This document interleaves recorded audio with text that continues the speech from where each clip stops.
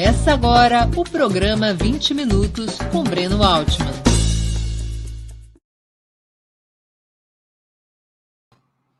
Bom dia, hoje é 10 de março de 2022. Está começando mais uma edição do programa 20 Minutos Análise. O tema, Guerra na Ucrânia, um roteiro passo a passo. Além do conflito militar, o enfrentamento entre Moscou e Kiev promove uma outra guerra, a de narrativas. Ambos lados buscam vender seu peixe, justificar suas razões, exibir fatos que lhes favoreçam e omitir os que podem causar algum prejuízo. Por isso, tentarei hoje apresentar uma síntese dos acontecimentos que produziram a situação atual, organizando-a como uma linha do tempo. Somente é possível entender o que se passa e tomarmos uma posição se pesquisarmos o processo histórico precedente ao atual ataque militar russo contra a Ucrânia. Não comprem gato por lebre. Antes de começar, eu queria pedir um pouquinho de paciência para que possa dar o nosso importantíssimo recado comercial. A Opera Mundi, como toda a imprensa independente, é um veículo sustentado principalmente pelo apoio de seus leitores e espectadores. A sua contribuição financeira é decisiva para a nossa manutenção e desenvolvimento, ainda mais em um ano tão difícil como 2022. Há 5 formas possíveis de contribuição. A primeira delas, você pode se tornar assinante solidário de Opera Mundi em nosso site, com uma colaboração mensal permanente. Basta acessar o endereço operamundi.com.br/apoio. Eu vou repetir, operamundi.com.br/apoio. Segunda forma de contribuição, você pode se tornar membro pagante de nosso canal no YouTube. Basta clicar na opção Seja Membro em nosso canal, no canal de Opera Mundi, nessa plataforma, está diante dos seus olhos, e escolher um valor no nosso cardápio de opções. Terceira forma de colaboração. Durante a transmissão de nossos vídeos, você poderá contribuir com o Super Chat ou o Super Sticker. Normalmente, apenas as perguntas acompanhadas pelo Super Chat, por esse dízimo, ou feitas por membros pagantes de nosso canal no YouTube, são lidas e respondidas durante os programas ao vivo. Quarta forma de contribuição. Se você estiver assistindo o programa depois da sua transmissão, se estiver assistindo, portanto, nossos programas gravados, poderá contribuir com a ferramenta Valeu Demais, estipulando um valor da sua vontade e possibilidade. Quinta forma de contribuição. A qualquer momento, você poderá fazer um Pix para a conta de Opera Mundi, de qualquer valor que julgue adequado. Nossa chave nessa modalidade, nossa chave no Pix é apoie@operamundi.com.br. Eu vou repetir, apoie@operamundi.com.br. A nossa razão social é Última Instância Editorial Limitada. Além dessas 5 formas de colaboração, lembre-se sempre de dar like, de clicar no sininho e compartilhar nossos programas, pois isso são ações que aumentam nossa audiência e engajamento, ampliando também nossa receita publicitária, tanto no site quanto no YouTube. Vamos ao trabalho. Para maior clareza na evolução dos acontecimentos, dividamos a linha do tempo da guerra na Ucrânia em 7 episódios. Eu falarei sobre esses 7 episódios que, a meu juízo, ajudam a construir essa linha do tempo tão importante para entendermos o conflito na Ucrânia. Episódio 1: a dissolução da União Soviética. Tanto a Rússia quanto a Ucrânia integravam a União das Repúblicas Socialistas Soviéticas, fundada em 1922 como um Estado socialista e confederado. Cada uma dessas repúblicas tinha seu próprio governo, podia ensinar e difundir em seu próprio idioma, podia produzir e propagar sua própria cultura, além de possuir o direito de se separar da União. No ocaso da União Soviética, tanto a Rússia quanto a Ucrânia tornaram-se países independentes. No dia 25 de dezembro de 1991, o primeiro Estado socialista deixa de existir. A data não poderia ser mais simbólica. No dia do suposto nascimento de Cristo, o socialismo soviético era enterrado pelo mundo capitalista, cristão e ocidental. A independência colocou problemas importantes para serem resolvidos. O primeiro grupo desses problemas deveria ser resolvido entre russos e ucranianos. A partilha de infraestrutura comum, o respeito às minorias nacionais, o posicionamento das armas nucleares. Acordos foram assinados e o mais relevante dos dilemas, as armas atômicas, foi resolvido com a transferência das ogivas em solo ucraniano para a Rússia no início dos anos 90, com o compromisso de Kiev, através dos memorandos de Budapeste, em banir qualquer possibilidade de rearmamento nuclear no futuro. O segundo grupo de problemas dizia respeito à relação do lado vencedor na Guerra Fria, o campo capitalista liderado pelos Estados Unidos, com os antigos países do campo socialista e, em particular, as ex-repúblicas soviéticas. E aí vamos para o episódio 2, a dupla política dos Estados Unidos no leste europeu. Vencedor na Guerra Fria, o sistema imperialista criado em 1945, sob o comando dos Estados Unidos, passou a dar as cartas em um mundo unipolar, como ficou condicionado classificar a ordem mundial que emergia após o colapso da União Soviética. O que fazer com os vencidos foi um dos grandes dilemas da Casa Branca. Além de impulsionar a restauração capitalista em todo o antigo campo socialista, inclusive na Rússia, era necessário definir as relações que esses novos estados burgueses deveriam ter com o sistema, a partir de razões estratégicas e geopolíticas. Os Estados Unidos e seus aliados europeus se decidiram, então, por uma dupla política, separando as nações menores da Federação Russa.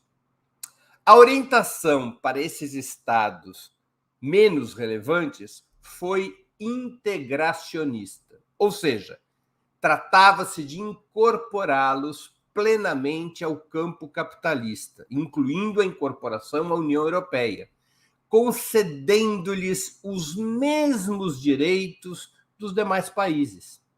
Essa seria a via para esses estados menores terem acesso a mercados, para que se pudesse ter acesso aos mercados, à mão de obra e às fontes de matéria-prima desses estados menores, oferecendo em troca às jovens burguesias que despontavam nas antigas nações socialistas um espaço garantido de negócios e acumulação de riquezas, ao mesmo tempo em que se consolidava em todos os terrenos a contra-revolução burguesa deflagrada no final dos anos 80, alimentada por ferrenho anticomunismo, mas sempre em nome, como é de praxe, da democracia e da economia de mercado.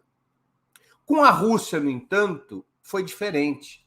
Ao contrário de buscar sua integração ao sistema imperialista, a partir da segunda metade dos anos 90, tratou-se de estabelecer uma estratégia de fragmentação, enfraquecimento e isolamento contra a Rússia.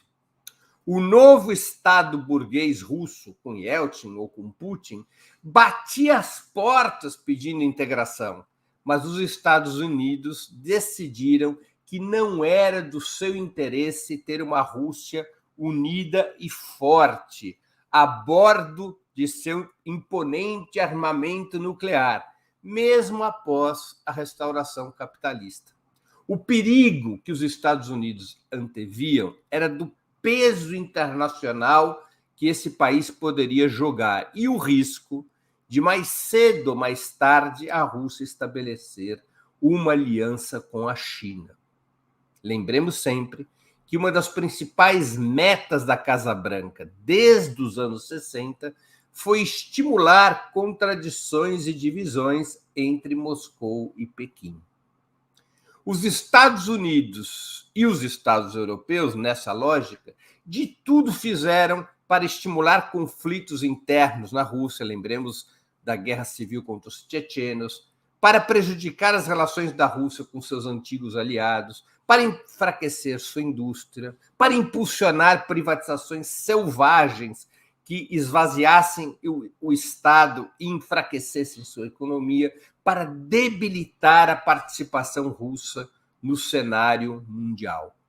A resposta de um setor da burguesia russa a esta política de isolamento, fragmentação e enfraquecimento foi Putin, um nacionalista grão-russo, disposto a enterrar as políticas neoliberais praticadas sob Boris Yeltsin entre 1991 e 1999, disposto a reerguer o Estado russo a partir das receitas com petróleo e gás, a reorganizar suas forças armadas, a melhorar o padrão de renda das classes trabalhadoras para obter seu apoio e a estabelecer um modelo que poderíamos identificar como capitalismo de Estado. A emergência e a consolidação de Putin foi, portanto, uma resposta à política imperialista de enfraquecimento da Rússia. O próprio sistema imperialista, ao invés de integrar a Rússia, como estava fazendo com os demais países ex-socialistas, o sistema imperialista tratou de empurrar a Rússia para fora dos seus contornos. E a reação foi a emergência de um governo nacionalista burguês comandado por Putin, com as características que conhecemos.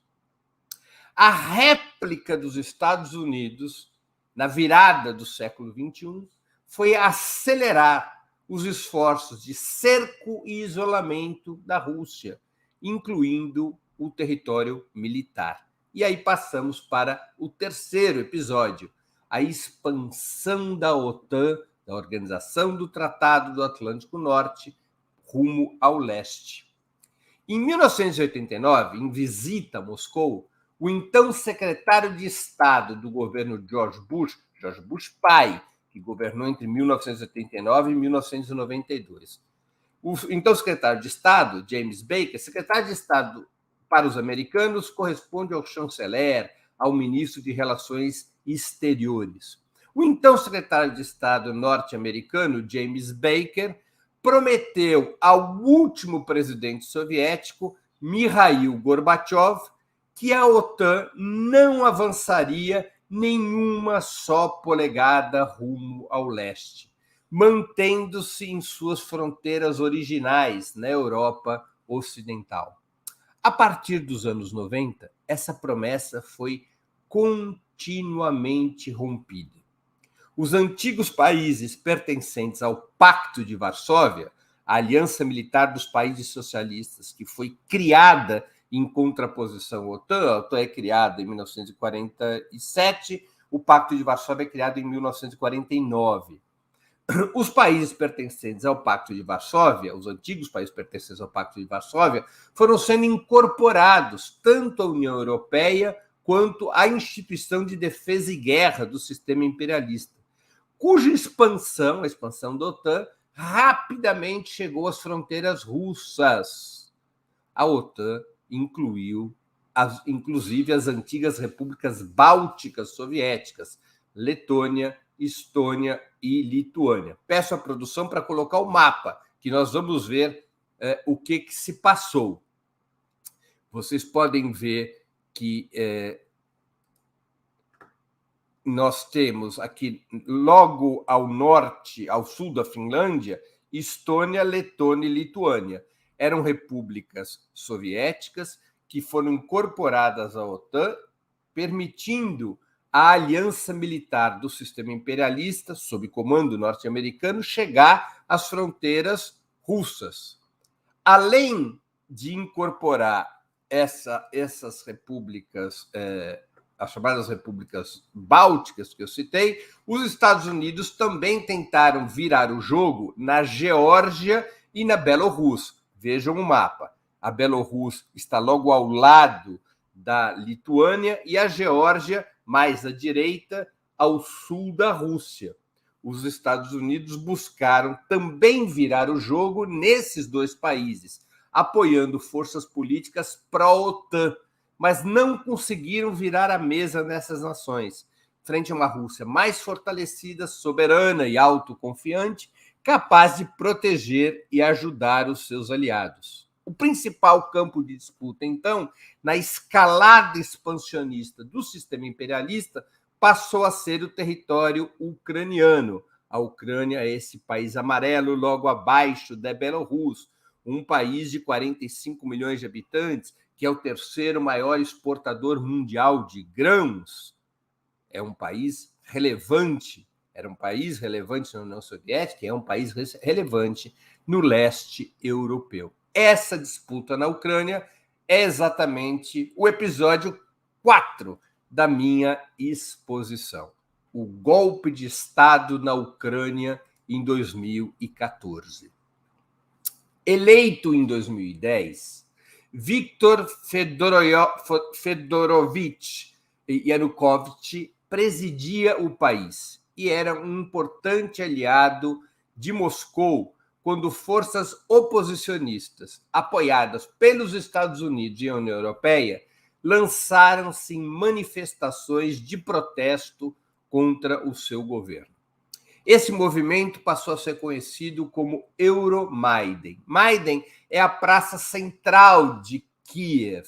Euro, porque a principal reivindicação desses movimentos era a integração da Ucrânia na União Europeia. Essa mobilização contra o governo de Yanukovych foi conduzida por uma coalizão que reunia de grupos sociais-democratas a facções neonazistas, acabando por confluir em um golpe de Estado que derrubaria Yanukovych em fevereiro de 2014, desatando uma brutal perseguição contra os aliados do ex-presidente, do Partido Comunista a movimentos pró-russos, que foram banidos, colocados na ilegalidade e passaram a ser vítimas de uma duríssima repressão. O que engendraria o episódio 5º da minha exposição, a resistência contra o golpe de 2014 e a ocupação russa da Crimeia. Com a derrubada de Yanukovych, houve uma resposta russa. A Rússia estava preocupada com os efetivos de sua força naval no Mar Negro, concentrados no estratégico porto de Sebastopol, na Crimeia. Uma região, a Crimeia, de origem em maioria russas, mas concedida à Ucrânia em 1954, durante o governo soviético de Nikita Khrushchev. Moscou ordena a ocupação militar imediata da Crimeia e organiza a realização de um referendo popular, no qual a maioria dos votantes decidiu pelo retorno da região à jurisdição russa, em um resultado contestado por Kiev e seus aliados ocidentais, que passaram a aplicar fortes sanções econômicas contra o país de Putin. Outro movimento importante de resistência ao golpe de 2014 foi interno. Os comunistas e os movimentos pró-russos se deslocaram para o leste do país, na região do Donbas. Eu peço à produção para subir novamente o mapa, de preferência um mapa da Ucrânia. Aqui temos. Então, vocês podem ver que no leste, o leste da Ucrânia é que faz fronteira com a Rússia. Com o golpe de 2014 e a perseguição brutal contra os comunistas e os movimentos pró-russos, essas forças se deslocam para o leste, na região do Donbas. Essa região toda ao leste se chama Donbas, um distrito de maioria russa. E lá nessa região criaram duas repúblicas rebeldes, Donetsk, mais ao sul, e Lugansk, um pouquinho mais a nordeste, ambas fronteiriças à Rússia.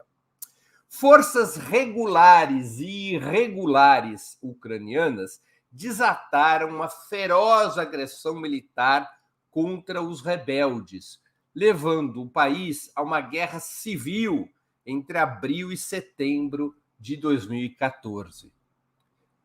Já não precisamos mais do mapa, produção. Isso aí. Tiveram um papel de destaque nesta agressão contra Donetsk e Lugansk o batalhão Azov e outros grupos que se declaram seguidores de Stepan Bandera, o nacionalista ucraniano que se aliou à Alemanha nazista na Segunda Guerra Mundial e combateu o Exército Vermelho.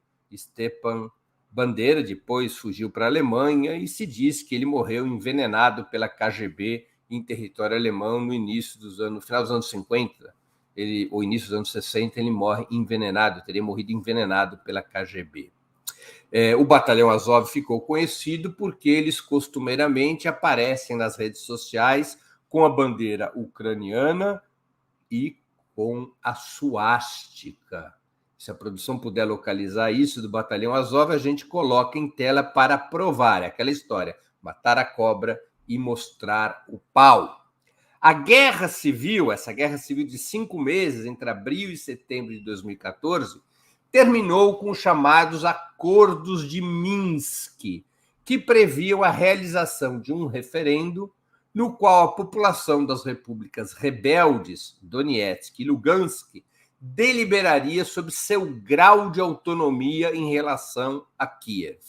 Os acordos também concediam a essas repúblicas o poder de veto sobre a política militar ucraniana. Por exemplo, essas repúblicas poderiam vetar o ingresso da Ucrânia na OTAN. Os russos, em troca, abandonariam qualquer reivindicação de incorporação ou independência dessas repúblicas, embora a maioria dos cidadãos de Donetsk e Lugansk seja de russos ou de russos étnicos. Passemos então ao 6º episódio. A retomada da escalada militar dos Estados Unidos e da OTAN na Ucrânia. Desde 2014, com os acordos de Minsk, que eu já citei, até 2021, a Ucrânia viveu em um clima de paz instável. Embora as agressões contra as repúblicas rebeldes continuassem seu curso, estavam limitadas às ações de grupos paramilitares e terroristas, especialmente esses grupos neonazistas, como o Batalhão Azov, que eu já citei. Depois do golpe de 2014, os ucranianos elegeram 2 presidentes em disputas nas quais estavam excluídos os comunistas e os movimentos pró-russo. Isso daqui é o Batalhão Azov, que utiliza a bandeira, ou seja, utiliza os estandartes de Stepan Bandera quando cria o Estado ucraniano independente para se aliar à Alemanha nazista contra o Exército Vermelho. Há outras fotos do Batalhão Azov e de outros grupos neonazistas com a suástica. Assim que a produção localizar, a gente coloca na tela.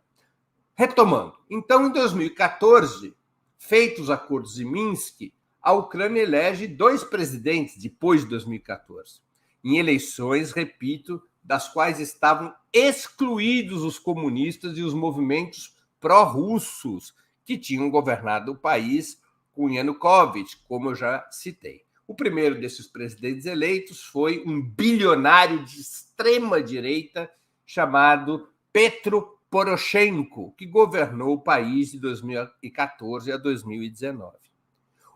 O segundo presidente eleito depois de 2014 é o atual, Volodymyr Zelensky, um comediante mais moderado em suas posições políticas, de origem judaica, é verdade, mas que manteve a mesma coalizão de forças golpistas de 2014, que vai de grupos sociais democráticas ao nacionalismo neonazista dos bandeiristas. Essa paz instável, porém, passou a sofrer problemas em 2021. A partir do ano passado, do início do ano passado, a situação começou a mudar. Os ataques contra Donetsk e Lugansk se ampliaram muito. Zelensky anunciou que seu país efetivamente pediria ingresso na União Europeia e na OTAN. Os acordos de Minsk ficaram paralisados. A Rússia reagiu contra a postura de Kiev e demandou imediatas negociações diplomáticas, exigindo a participação dos Estados Unidos e da União Europeia para deter os movimentos anunciados pelo presidente ucraniano. Mas Putin parecia estar falando para surdos. As questões levantadas por Moscou foram sendo desdenhadas. Peço à produção que retome a foto. Aqui está a foto, Batalhão Azov.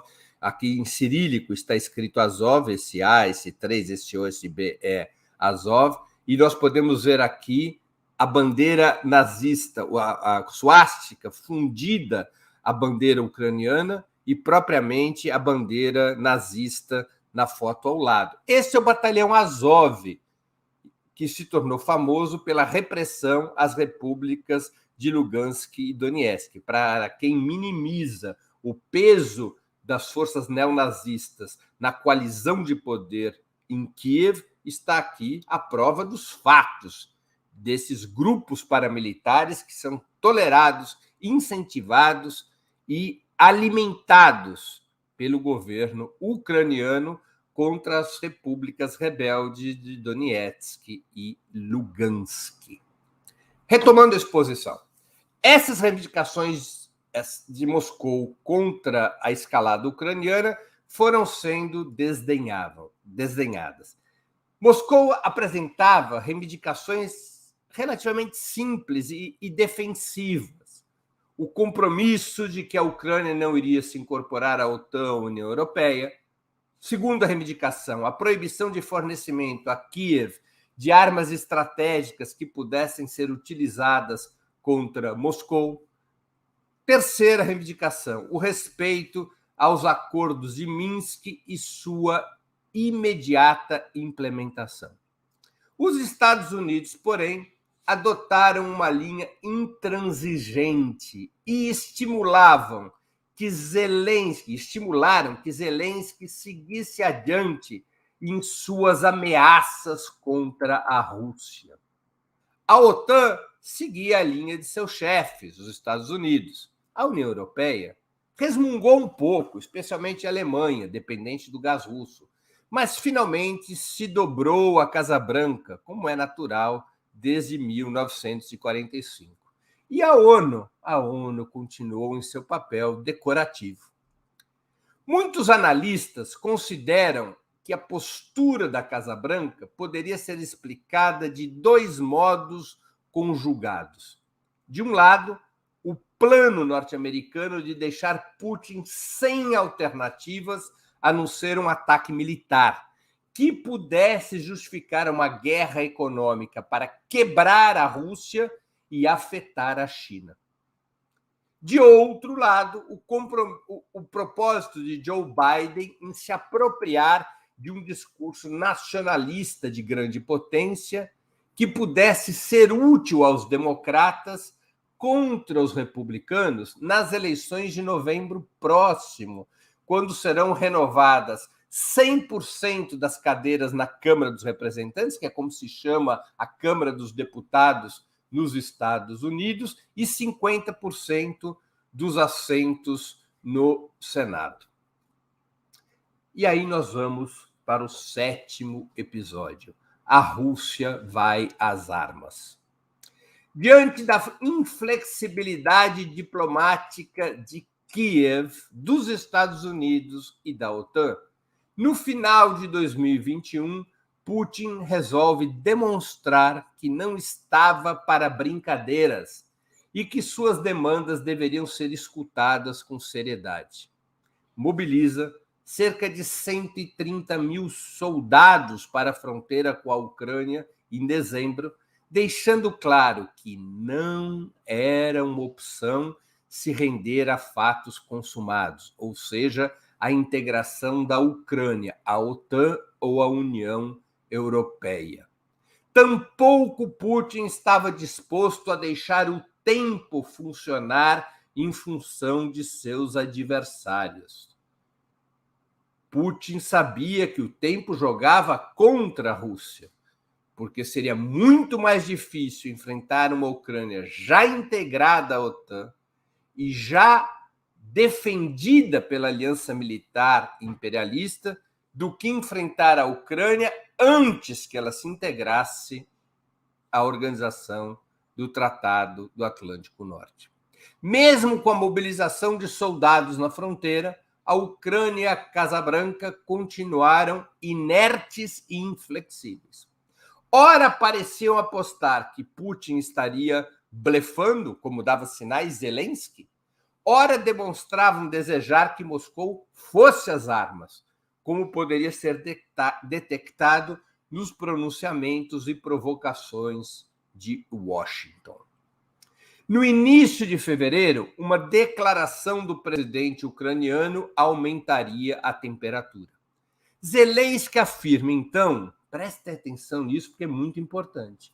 Zelensky afirma, então, que a Ucrânia continuaria signatária do Tratado de Não Proliferação Nuclear, como estava estabelecido desde os memorandos de Budapeste, mas que, se a Ucrânia fosse integrada à OTAN, poderia receber ogivas e mísseis nucleares, já que essas armas não seriam de sua propriedade, mas da aliança militar do sistema imperialista, da OTAN.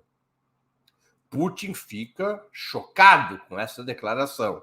Na prática, Zelensky estava dizendo que a Ucrânia rasgaria os memorandos de Budapeste. A resposta de Putin, o passo seguinte de Putin, foi reconhecer em 21 de fevereiro a independência das repúblicas rebeldes de Donetsk e Lugansk, deixando claro que Moscou se mobilizaria militarmente para defendê-las. Os Estados Unidos, a OTAN e Kiev, mais uma vez, elevaram o tom de voz. As nações europeias, inclusive a Alemanha, se ajoelharam diante da Casa Branca. Novas sanções contra a Rússia começaram a ser imediatamente adotadas. No dia 24 de fevereiro, Moscou ordenou o que Putin chamou de uma operação militar especial contra a Ucrânia, para destruir suas instalações militares, proteger as repúblicas rebeldes, asfixiar Kiev e obrigar Zelensky a uma negociação direta com a Rússia, na qual o fim da ofensiva militar estivesse condicionada à aceitação das exigências moscovitas, agora crescidas, do reconhecimento da jurisdição russa sobre a Crimeia e da independência das repúblicas rebeldes de Donetsk e de Lugansk. Moscou rompeu o direito internacional, é verdade.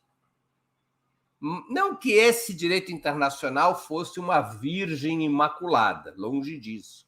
Desde 1945, os Estados Unidos seguidamente fazem trapo das leis internacionais quando lhes convém, patrocinando uma série enorme de guerras e agressões ilegais sem jamais sofrerem sanções de qualquer tipo. O mesmo vale, por exemplo, para Israel, um Estado pirata que ocupou territórios palestinos em 1967 e que descumpre a Resolução 242 das Nações Unidas há 55 anos, sem nunca sofrer represálias de qualquer tipo.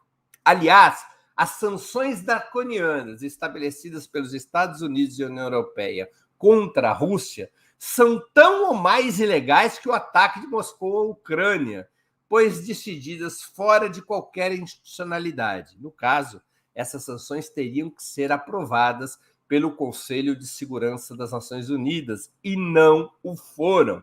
São sanções que se denominam de bilaterais, mas têm um efeito multilateral. Basta ver o que acontecerá nas próximas semanas, quando nós, brasileiros, formos abastecer nossos carros e veremos que o litro da gasolina subiu a 10, 12, 15, 18 reais em função das sanções que os Estados Unidos e, em menor escala, a União Europeia estabeleceram contra a Rússia. Moscou tem declarado que não se trata de uma guerra de conquista ou anexação. Por isso mesmo, Putin diz que não é correto chamar de guerra.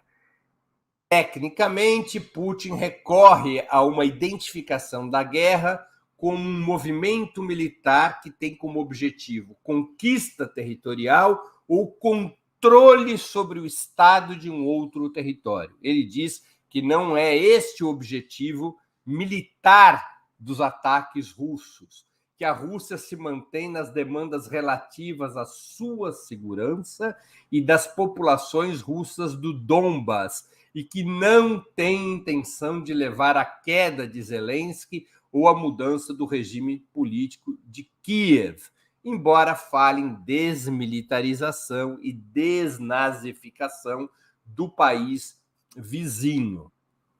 Negociações já estão em curso entre Kiev e Moscou.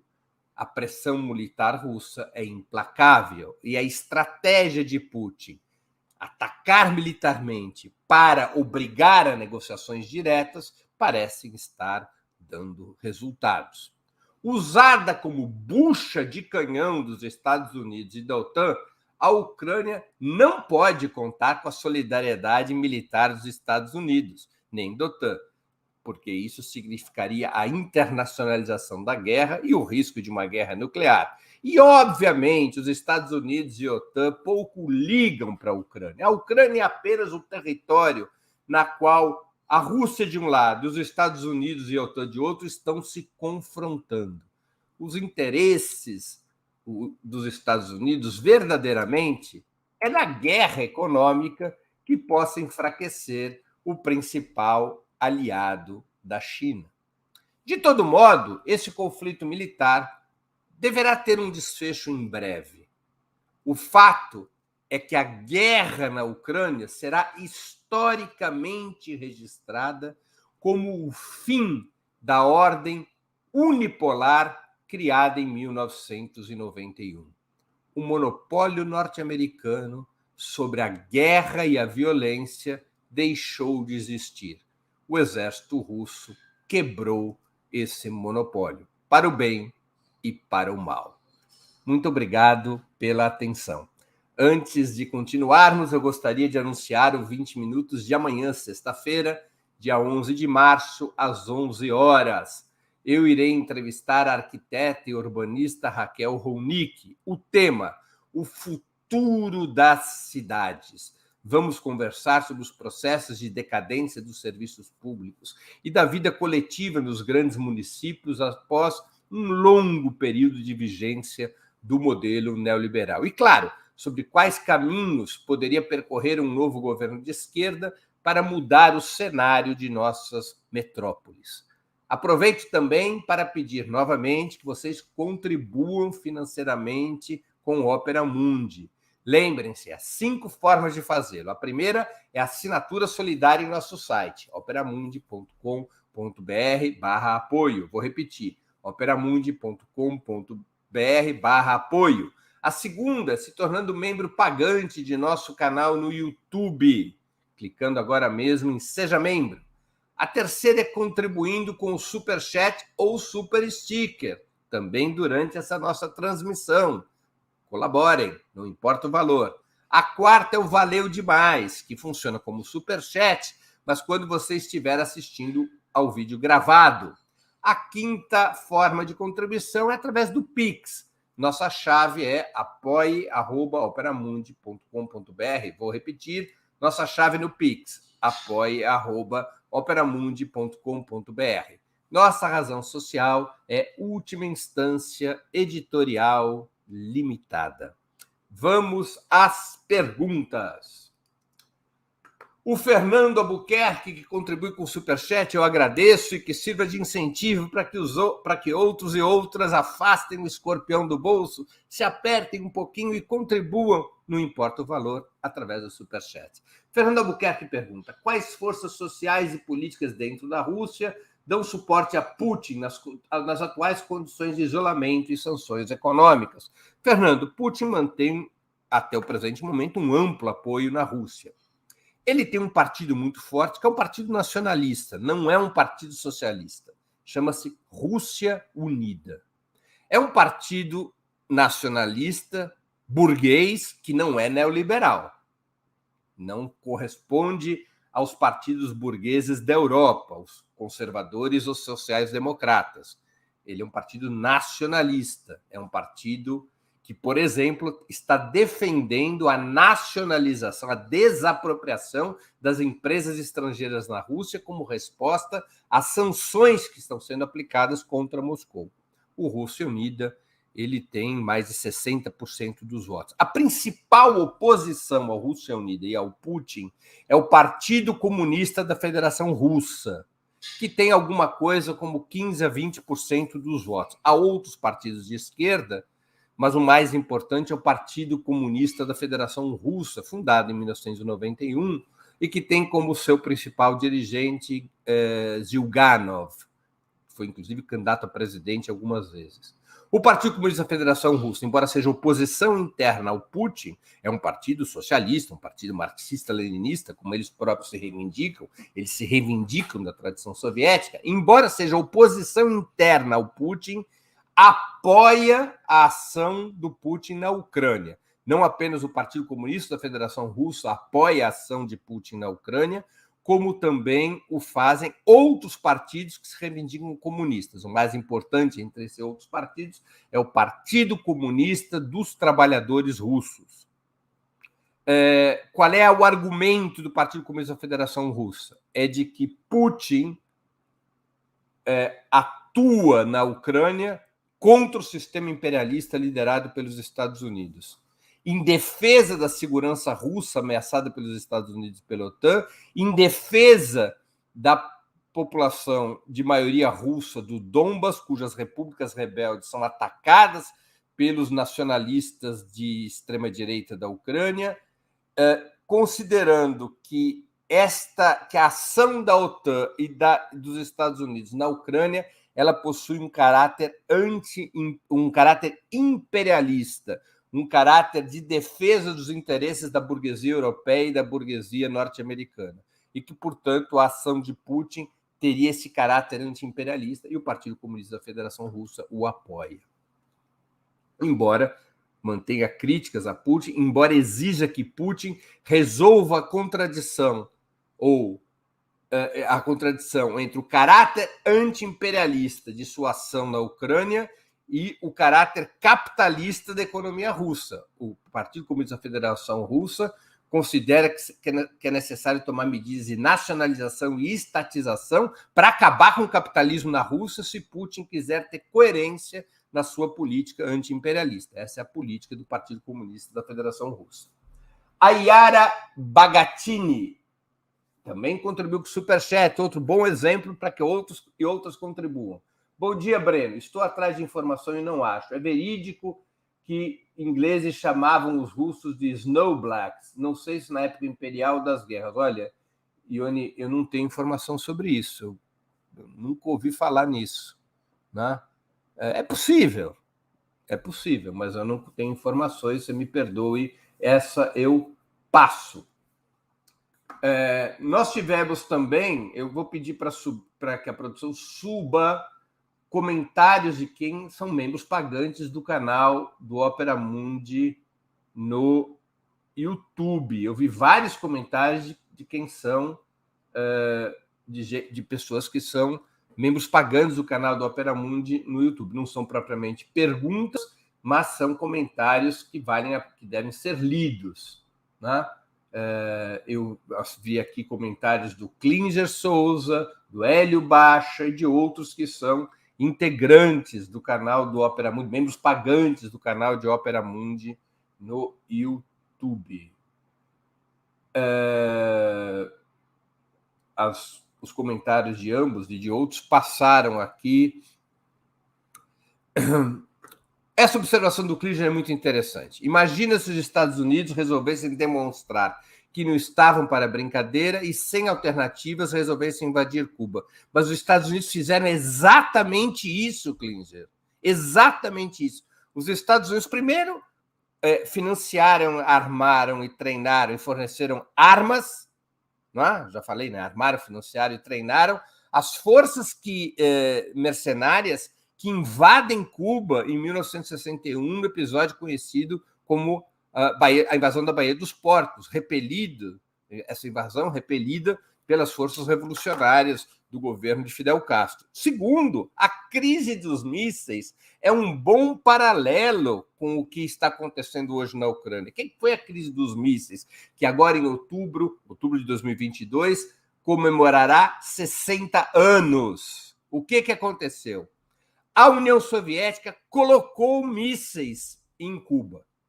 Os Estados Unidos decretaram um bloqueio naval contra os navios soviéticos que traziam as ogivas nucleares. E disseram muito claramente que se a União Soviética ultrapassasse a linha vermelha, seria considerado um ato de guerra e os Estados Unidos avançariam sobre a frota soviética. A União Soviética e os Estados Unidos, diante do momento de máxima tensão do mundo pós-45, fazem um acordo. Qual o acordo? A União Soviética retirava os mísseis de Cuba, em troca retirava mísseis de Cuba e da Turquia, em troca... a União Soviética retirava os mísseis de Cuba, em troca dos Estados Unidos retirarem os mísseis nucleares da Turquia e de se comprometerem a jamais invadirem Cuba.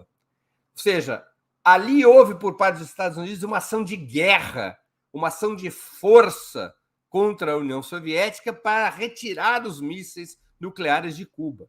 Em paralelo, o Putin, se ele viola ou não viola o direito internacional, uma outra história. Os Estados Unidos também violou o direito internacional em 1962 ao decretar o bloqueio naval contra a União Soviética. Os Estados Unidos não tinham o poder de decretar bloqueio naval em mares internacionais e o fizeram. Independentemente se Putin viola ou não o direito internacional, independentemente do que nós achamos ou deixamos de achar do Putin, guarda paralelo a ação da Rússia com o que fez os Estados Unidos. A Rússia ataca a infraestrutura militar ucraniana, a Rússia ataca o governo de Zelensky para obrigá-los a um compromisso de que não se integrarão, que a Ucrânia não se integrará à OTAN, de que a Ucrânia não se integrará à União Europeia, que a Ucrânia não servirá de plataforma militar contra a Rússia. É um ato de força que guarda paralelo com o ato de força dos Estados Unidos em 1962. Imagine se Cuba, Klinger, declarasse que vai se incorporar a uma suposta aliança militar na qual participassem Rússia e China e que vai receber armamento nuclear da Rússia. Qual seria a reação dos Estados Unidos? Aceitaria isso? Não aceitaram no passado e não aceitariam agora. O mesmo vale se essas armas fossem instaladas, por exemplo, na Venezuela. Portanto, há um paralelo entre a ação russa, há um antecedente entre a ação russa e a ação norte-americana. Vamos aqui ver outras questões. Hélio Arthur Baixa. A ferocidade militar russa é tipicamente nazista. Olha, Baixa, Eu não sei onde é que você está se informando a esse respeito, mas os próprios números do governo do Zelensky mostram baixas relativamente diminutas, não tem qualquer comparação com violência nazista. As baixas civis da guerra anunciadas pelo governo Zelensky, que certamente as exagera, não chegam a 1.000 baixas civis. As baixas militares ucranianas não chegariam a 3.000 baixas em 15 dias de guerra. O número de... Toda morte é trágica, mas o número de baixas civis na guerra da Ucrânia, que devem ser lamentadas, é uma tragédia, todas as guerras são uma tragédia, mas o número de mortos civis em 15 dias da guerra da Ucrânia corresponde a um dia de mortos por Covid nos Estados Unidos. Não tem nada a ver com ferocidade tipicamente nazista, basta ver os números da guerra.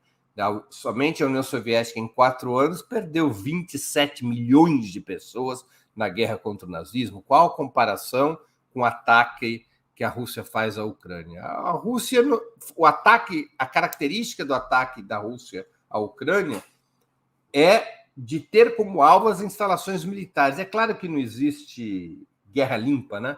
Evidentemente que alvos civis acabam sendo atingidos. Alguns verdadeiramente atingidos, outros são invenção de guerra da Ucrânia. Os dois lados vão mentir. Já se disse no passado, a verdade é a primeira vítima em qualquer guerra. Mas são alvos militares e o emprego de tropas e armas da Rússia é muito limitado.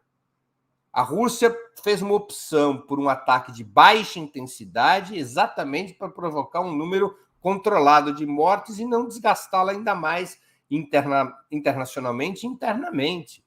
A Rússia teria condições militares de fazer uma blitzkrieg contra a Ucrânia, se tivesse empregado, por exemplo, 200 ou 300 mil homens e seus armamentos mais sofisticados. Não é o caso. Estão dentro da Ucrânia até o presente momento apenas tropas aerotransportadas. Se calcula que há menos de 30 mil soldados russos presentes na Ucrânia.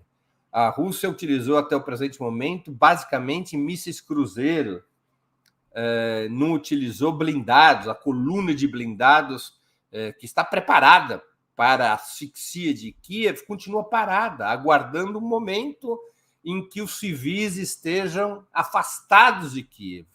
A Rússia está aceitando cessar fogo para que a população civil possa sair. O que isso tem a ver com o nazismo? Os ataques nazistas não poupavam a população civil, ao contrário, eram baseados no terror sobre a população civil. Então, é uma comparação que não encontra base nos fatos, Baixa.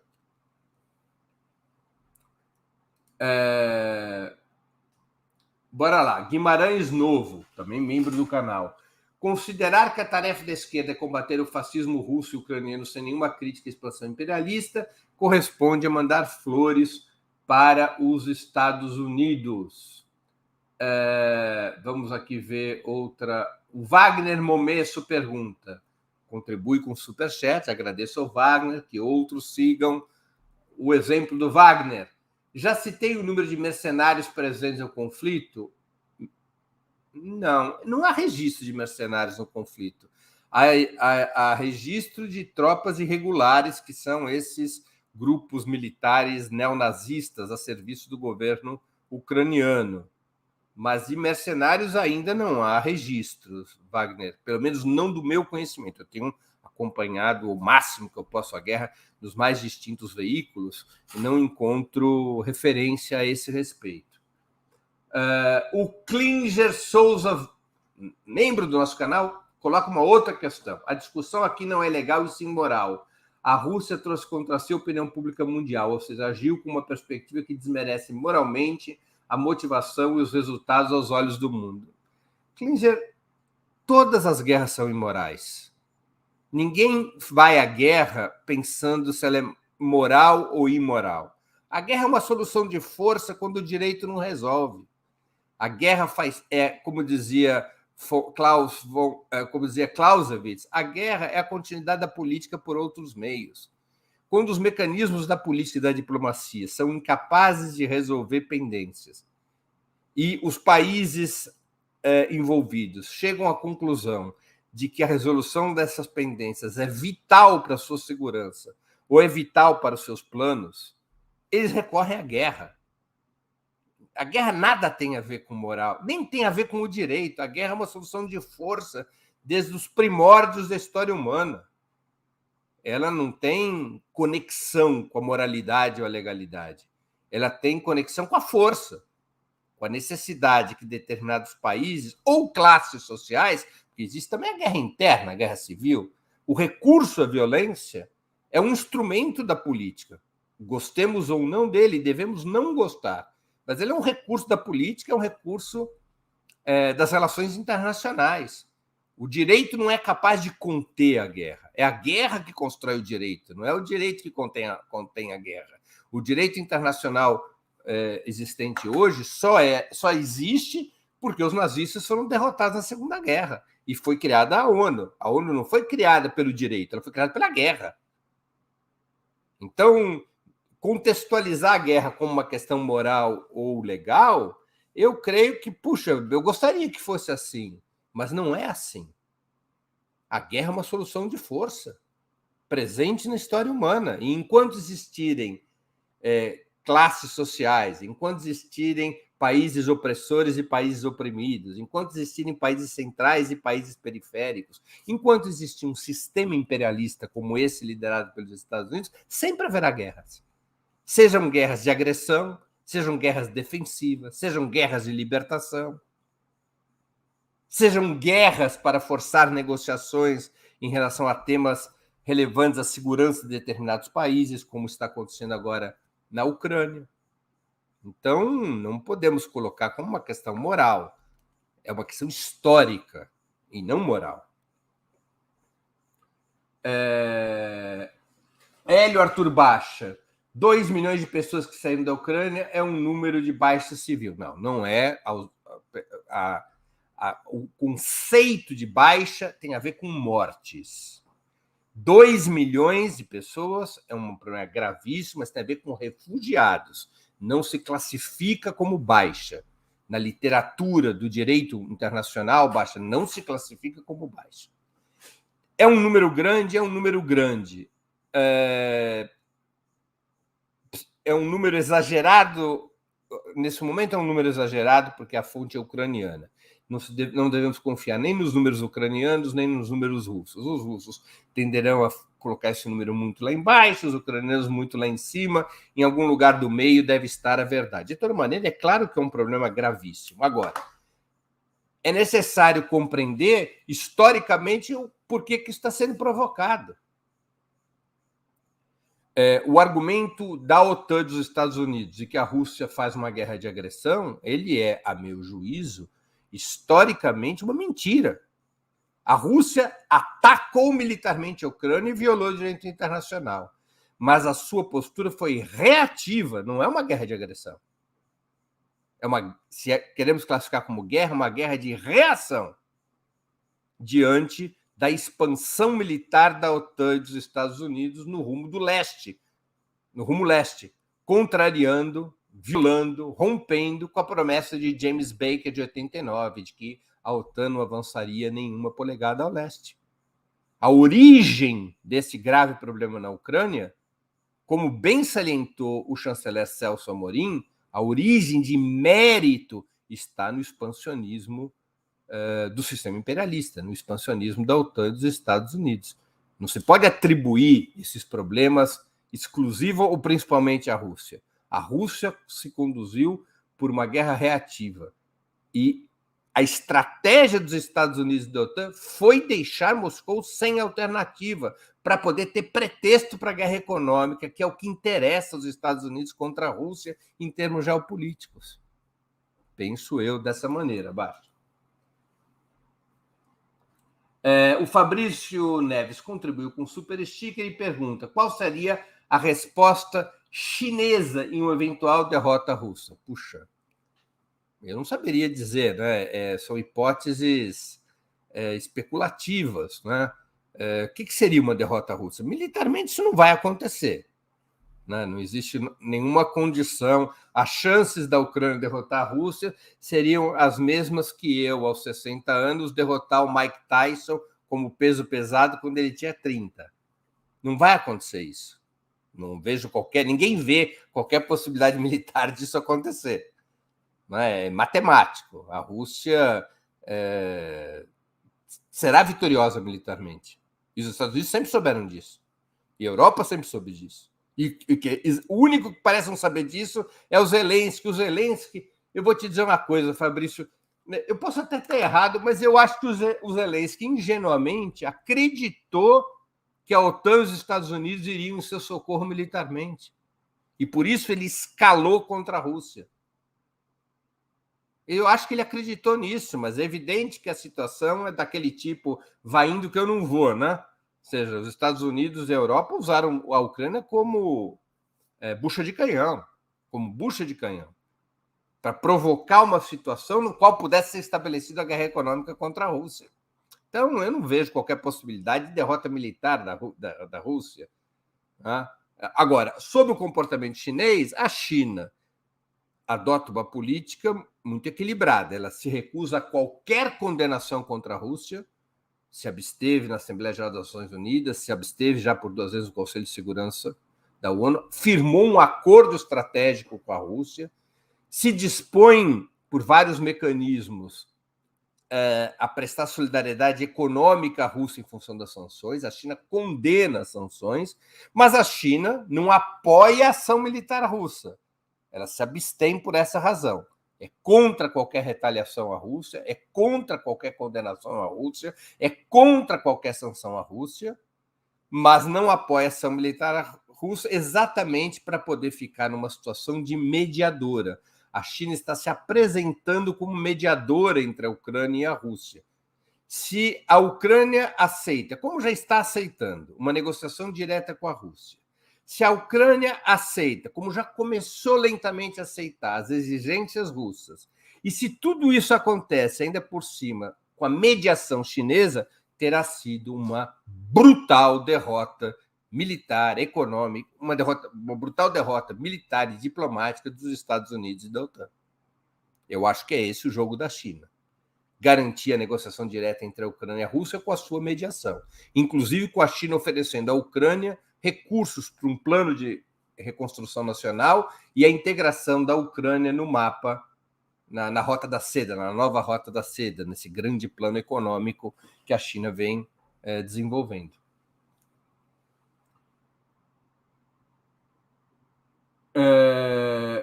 Vamos ver aqui outras questões. A Ana contribui com superchat também. Obrigado, Ana.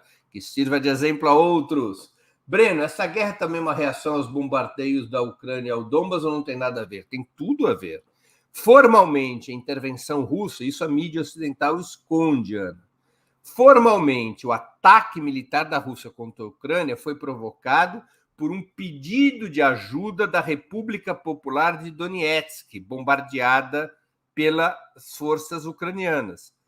O governo de Donetsk, uma das 2 repúblicas rebeldes do Donbas, ele é liderado pelos comunistas ucranianos. A República de Lugansk tem uma liderança mais dos movimentos pró-russos, mas a Donetsk tem uma liderança mais importante dos comunistas ucranianos. E Donetsk pediu ajuda militar russa. O ataque da Rússia formalmente é uma resposta ao pedido de Donetsk.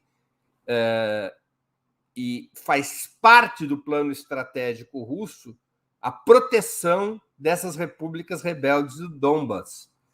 Aliás, nas exigências russas está o reconhecimento dessas repúblicas, não é? Como já estava nos acordos de Minsk firmados em 2014. Então, tem um papel muito importante a questão do Donbas. Wagner Momesso, que além de já ter contribuído com o Superchat, é membro do canal. Maduro vai vender petróleo aos Estados Unidos e quanto ao dinheiro da Venezuela bloqueado pelo sistema? A informação é que sim, Maduro vai vender petróleo. Isso não tem relação com a sua aliança estratégica com a Rússia. Não é? A Rússia não está praticando sanções contra os países capitalistas. São os países capitalistas, os países imperialistas, Estados Unidos e União Europeia, que estão praticando sanções contra a Rússia.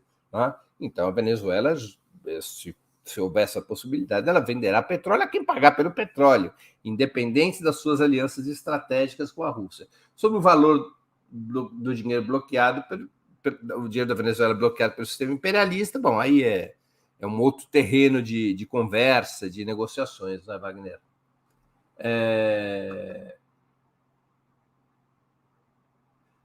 Capa Uomo. Breno, o Horta, numa outra live, disse que se a guerra piorar, as eleições no Brasil serão adiadas. Que o Bozo quer. Você acha que mesmo que adie o Lula vence com boa vantagem ou corremos risco? Bom, é um outro tema. Eu acho que essa história de adiar eleições por causa da guerra é uma especulação sem qualquer fundamento na realidade. Ninguém está falando disso, não há sinais disso, não há informações disso. É uma especulação. Eu tenho uma resistência a especulações. Na minha formação, a especulação é um instrumento a ser usado com muita contenção. Então, eu não posso concordar com uma especulação desse tipo sem qualquer base na realidade, capa. A Jaqueline Terry, que contribui com 4,49 libras esterlinas. Obrigado, Jaqueline, que também sirva de exemplo a outros. Breno, o que o Brasil ganhará ou ganharia com a vitória russo-chinesa? O mundo ganha com qualquer derrota do sistema imperialista liderado pelos Estados Unidos, na minha opinião. Qualquer derrota do sistema imperialista liderado pelos Estados Unidos é bom para o mundo. Porque o fundo dos principais problemas da humanidade é a existência desse sistema imperialista. Quanto mais fraco tivesse esse sistema imperialista, melhor. Quanto mais fraco tivesse esse sistema imperialista, mais democrático pode ser o mundo. Menos discrepâncias terá o mundo. A origem dos nossos principais problemas é esse sistema imperialista. E o Brasil, como uma nação capitalista periférica, tende a ganhar com o enfraquecimento do sistema imperialista liderado pelos Estados Unidos. O enfraquecimento e a derrota do sistema imperialista liderado pelos Estados Unidos é questão essencial para um mundo multipolar, para uma nova ordem mundial mais democrática. Essa é a minha maneira de enxergar as coisas. Eu acredito que esse é o principal inimigo dos povos, o sistema imperialista construído em 1945, liderado pelos Estados Unidos. Espero que eu tenha respondido satisfatoriamente a tua questão. Deixa eu ver se temos mais alguma questão com superchat. Não que eu esteja localizando, há muitos comentários. Tem uma questão aqui do Adriano Reis. Olá, Breno, bom dia. O Putin tem ou não Olavo de Carvalho para chamar de seu? Eu acho que você deve estar se referindo às especulações sobre o peso de um personagem chamado Alexander Dugin. Esse Alexander Dugin teve alguma influência sobre o governo russo há 20 anos atrás. Ele foi assessor do presidente da Duma, que é a Câmara dos Deputados russos. Ele nunca foi um assessor direto do Putin. Ele é um elemento neofascista, de extrema-direita, autor de um negócio chamado a quarta teoria, né? A primeira teoria teria sido o liberalismo, a segunda o marxismo, a terceira o fascismo. Ele propõe uma quarta teoria que fundiria elementos do marxismo com elementos místicos religiosos, com o nacionalismo do fascismo. Ele, inclusive, criou nos anos 90 um partido chamado Nacional Bolchevique. Lembremos que o Partido Nazista se chamava Partido Nacional Socialista dos Trabalhadores Alemães, né? Então, o Partido Nacional Bolchevique, que na verdade é de extrema-direita, mas ele nunca teve peso na Rússia, né? Faz parte da construção de narrativas para tentar desgastar o máximo possível o governo Putin. O governo Putin, eu repito, Putin é um nacionalista burguês, um nacionalista grã-russo, não é um socialista, não é um homem de esquerda, mas essa ideia de que um elemento neofascista como o Alexander Dugin seja o Rasputin de Putin, isso é uma invenção, não tem qualquer confirmação, não tem qualquer ligação com a realidade. Dugin foi influente, teve alguma influência no presidente da Duma 20 anos atrás, no início dos anos 2000. até 2004, 2005, ele teve alguma influência, porque era assessor do presidente da Duma. Hoje, ele é um intelectual marginal na Rússia, que influencia grupos de extrema-direita, grupos nacionalistas russos, grupos que eventualmente apoiam Putin, mas ele não faz a cabeça do Putin. Nós estamos até nos organizando, Adriano, para fazer um programa aqui no Opera Mundi, quem é Alexander Dugin, exatamente para desmontar, para criticar suas teorias e desmontar essa versão que não tem sustentação na realidade. Bom, com isso nós concluímos as perguntas, as perguntas com superchat, as perguntas dos nossos membros. Pessoal, eu queria agradecer muito a participação de todos, quem acompanhou aqui nossa audiência. Espero que tenha sido um programa útil, informativo, para que nós possamos efetivamente ter um roteiro para a compreensão, um roteiro dos fatos, para compreender o conflito militar na Ucrânia. Muito obrigado pela audiência, um grande abraço a todos e a todas. Para assistir novamente esse programa e a outras edições dos programas 20 Minutos, se inscreva no canal do Opera Mundi no YouTube.